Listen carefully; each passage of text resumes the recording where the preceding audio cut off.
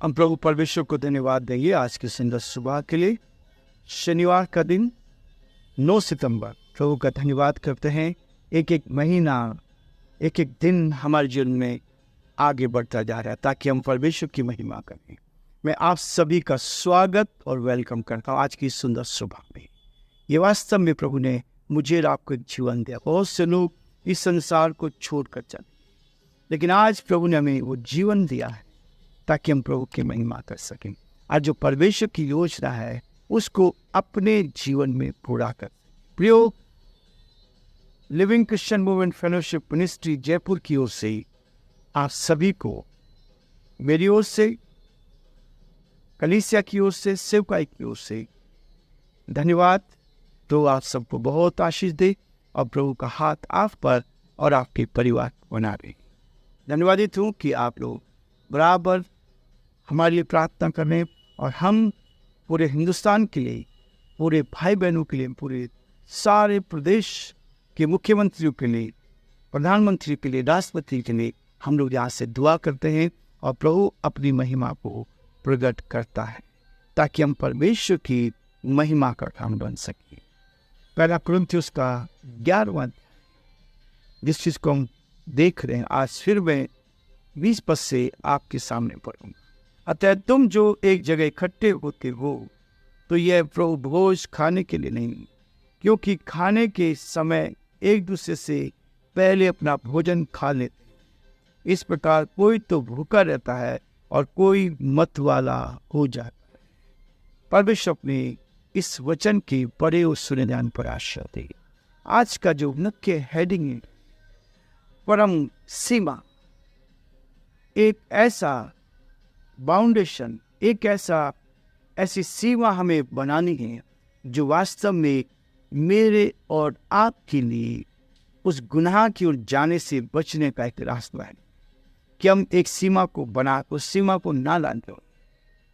और ये बाउंड्री जो है, इस बाउंड्री को हमें अपने जीवन में लेना है। इसलिए परमेश्वर का वचन कहता है, भजन संहिता 119 में 105 पद में कहता है, तेरा वचन मेरे पाँव के लिए दीपक और मेरे मार्ग के लिए उजियाला है। तेरा वचन मेरे पाँव के लिए दीपक और मेरे मार्ग के लिए उजियाला है।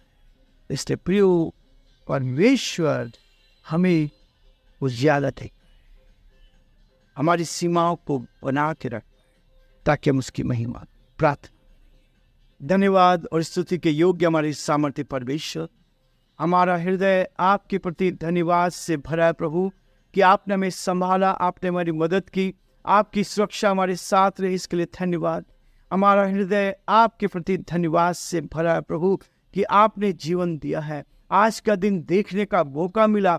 आज के दिन में हम आपकी महिमा कर पाएं, आपके नाम को धन्य कह सके। और प्रभु हम चाहते दिन भर आपकी सुरक्षा में मिले, जहाँ जहाँ प्रभु हम जाते, हमारे सारे श्रोताओं के लिए, सारे भाई बहनों के लिए, जहाँ जहाँ भी वो जाते हैं, आपकी सुरक्षा उनके साथ साथ बनी रहे। आप उनका मार्गदर्शन करें ताकि आपका वचन जो प्रभु जी मार्ग करता है। और इसी बात के लिए परमेश्वर का दास कह, मेरा वचन तेरे पाँव के लिए दीपक और मार्ग के लिए उजियाला है।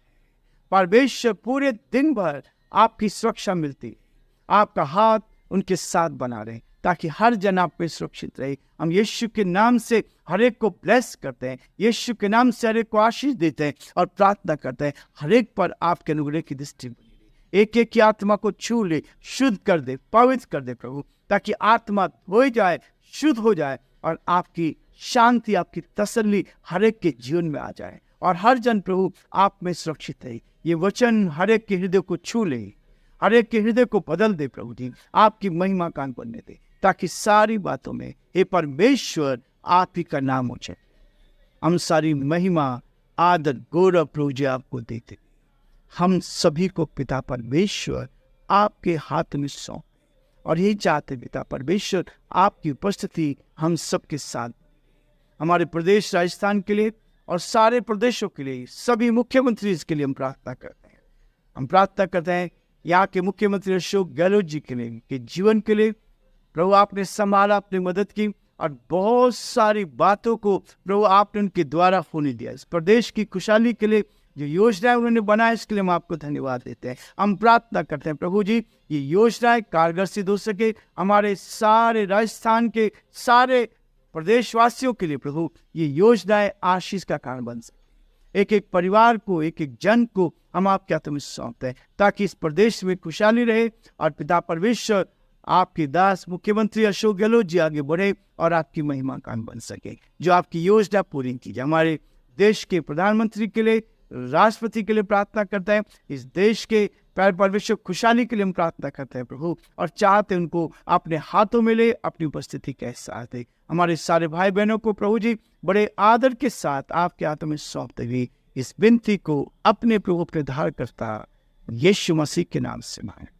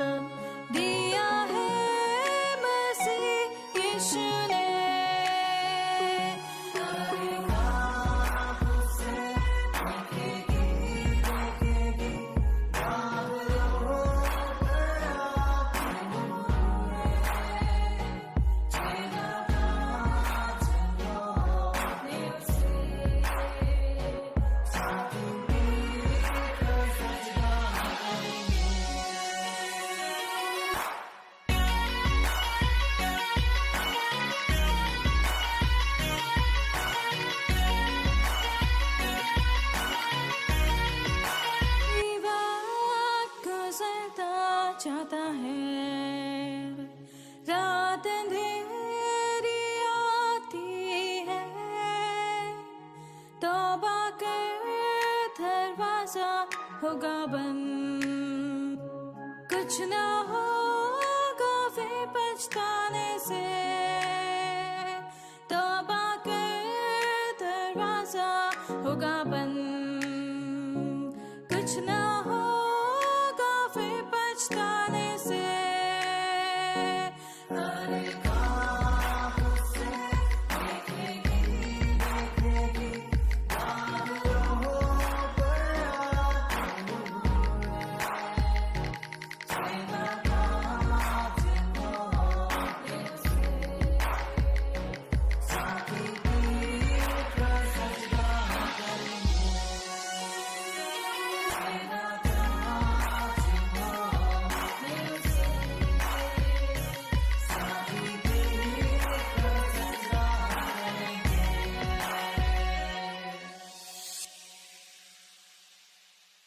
हम देख रहे थे पहला कुरिन्थियों का 11वें अध्याय में पौलुस कहता है तुम में दलबंदी भी है, तुम में दलबंदी। देखिए प्रियो, एक तरफ प्रभु का वचन कहता है तेरा वचन मेरे पांव के लिए दीपक और मेरे मार्ग के लिए उजियाला है। प्रियो, ये दीपक जो बताया गया हम लोग अध्ययन कर रहे थे इस बारे में, और प्रभु के एक दास ने इसको बहुत स्पष्ट किया। कई बार हम टॉर्च लेकर आगे के देखना चाहते हैं। वचन में ये नहीं लिखा कि जब माइंस में आप जाते हैं तो हेलमेट के अंदर एक लाइट होती है जो दूर तक दिखाई देती है, दूर तक दिखाई देती है। लेकिन परमेश्वर का वचन कहता है तेरा वचन मेरे पांव के लिए दीपक है। पांव के लिए क्यों?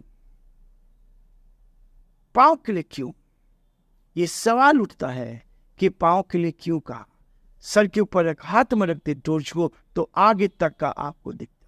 लेकिन प्रियो, परमेश्वर की योजना है कि जब आप मार्ग में चलेंगे तो एक स्टेप आपको दिखाई देगा। इसलिए तेरा वचन मेरे पांव के लिए दीपक है। एक कदम आप उठाएंगे तो क्या करेंगे? आपको रास्ता दिखाई देगा। और लेकिन परमेश्वर अपनी सारी योजनाओं को हमेशा एकदम से नहीं बताता है। एक एक कदम आप उसके साथ चलेंगे, वो अपनी योजनाओं को पूरा करता चला जाएगा। इसलिए तेरा वचन मेरे पांव के लिए दीपक है। वचनकार इस बात को कहता है, और यही है मेरे और आप। आत्माओं को परखने की अनिवार्यता। एक एक कदम आप आत्माओं को जीतने के लिए जाएंगे। आपका मार्गदर्शन ये वचन करेगा। आप जब जाएंगे, आपके मार्ग के लिए ये पांव के लिए दीपक और मार्ग के लिए ये उजियारा बन जाएगा। और एक एक कदम वो आप अपनी योजना को आपके सामने रखता है। जब बच्चे छोटे रहते हैं या बड़े भी रहते हैं, कोई माँ बाप पहले से उनको नहीं कहता कि तुम्हारे लिए ये योजना है।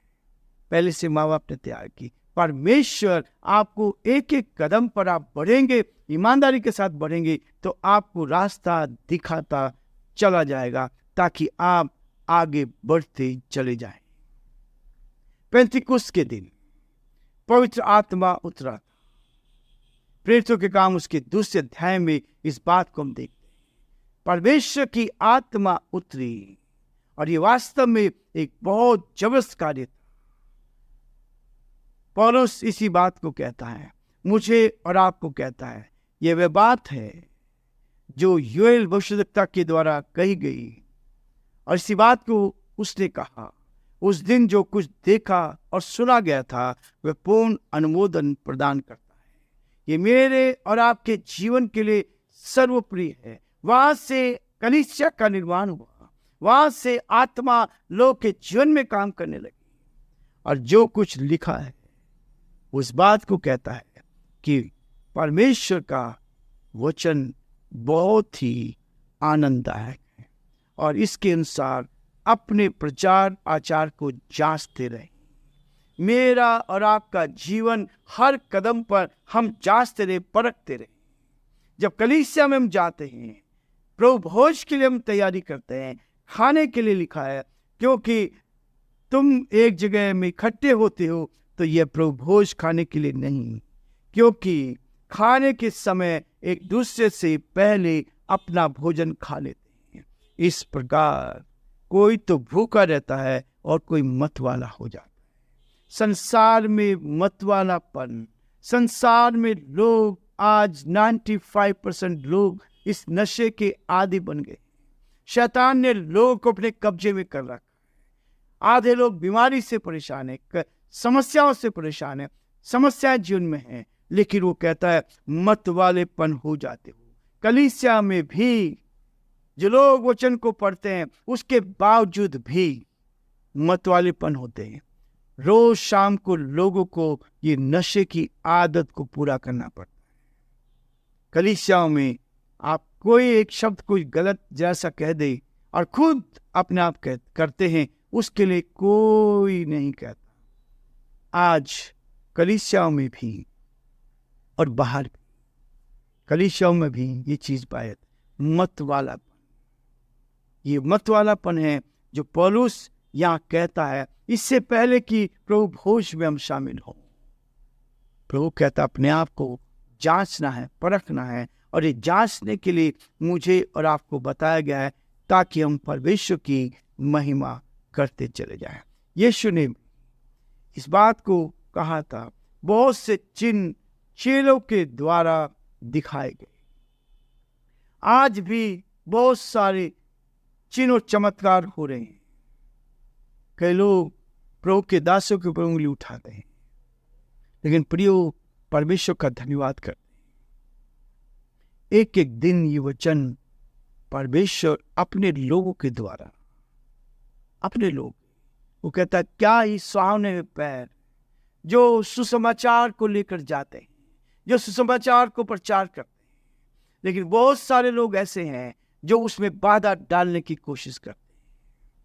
प्रियो, परमेश्वर ने आपको भी तैयार किया है ताकि आप प्रभु की आशीष को प्राप्त करें और इन आशीषों को दूसरों को बांटने की कोशिश करें।